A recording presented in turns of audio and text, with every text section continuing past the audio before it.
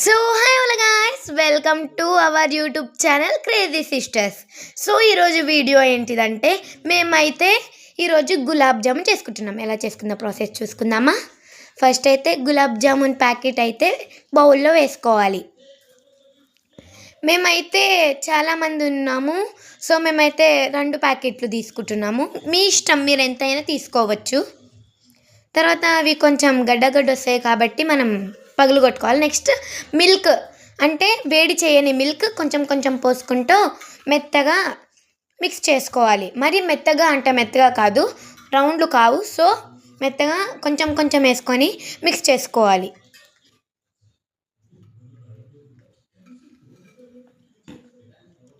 So మేమైతే చాలా విచిత్రంగా కలుపుతున్నాం, దాన్ని మీరు ఇగ్నోర్ చేసేయండి గైస్.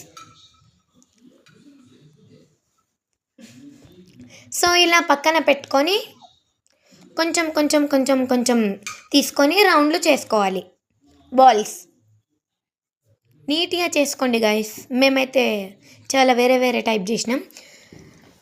సో మాది ఫస్ట్ అయితే పెద్దగా అయిపోయినాయి గైస్, కానీ గులాబ్ జాములు అయితే ఏమో ఎలా అవుతాయో చూసేద్దాం. నెక్స్ట్ అయితే మనం కడాయిలో ఆయిల్ హీట్ చేసుకోవాలి. నెక్స్ట్ అయితే మనం గులాబ్ జామున్ బాల్స్ని ఆయిల్లో వేసుకోవాలి.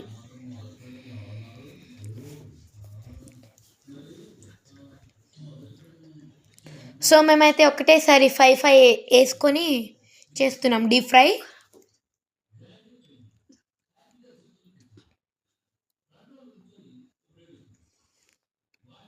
సో అవైతే బ్రౌనిష్ కలర్లో రావాలి మనం తీయాలంటే.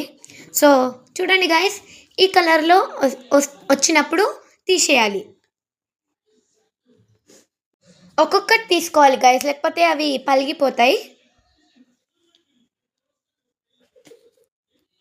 చేస్తుంది అయితే నేనే గాయస్, ఒక్కొక్కటి తీసుకోవాలి.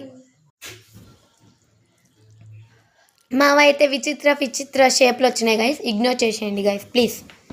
సో మా గులాబ్ జాములు అయితే డీప్ ఫ్రై అయితే అయిపోయాయి. సో నెక్స్ట్ అయితే మనం పాకం రెడీ చేసుకుందామా.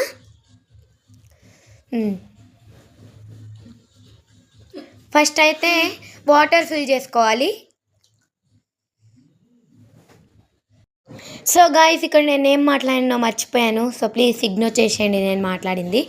సో ఒక బిగ్ బౌల్లో అయితే వాటర్ నింపుకోవాలి.